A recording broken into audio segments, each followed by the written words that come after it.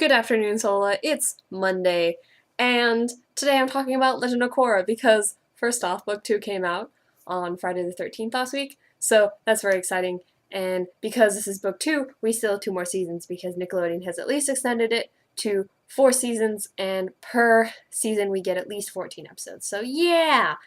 Anyway, some quick thoughts about the episode.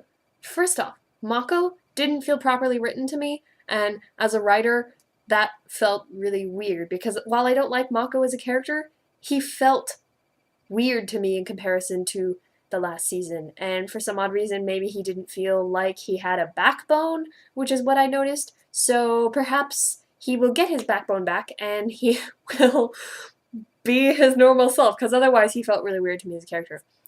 2.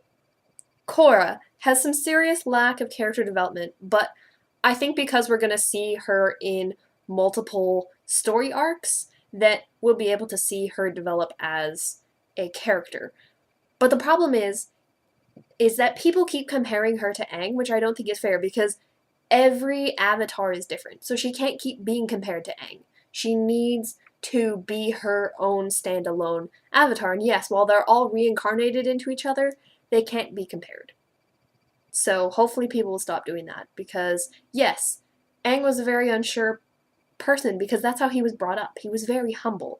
Korra was not brought up that way. So stop comparing them. 3.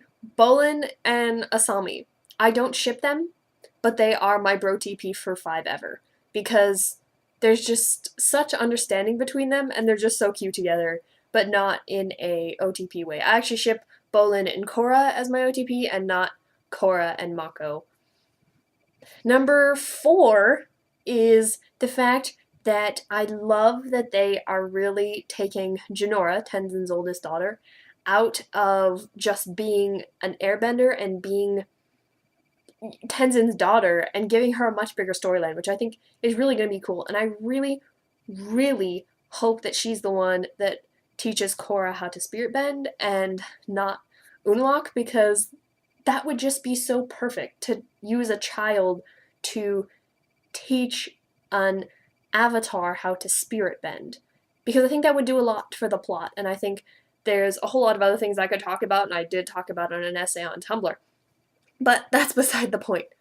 As for the Legend of Korra soundtrack, you can find it on iTunes, and yeah, I know I'm kind of pimping it, but that's because it's fantastic. You have no idea.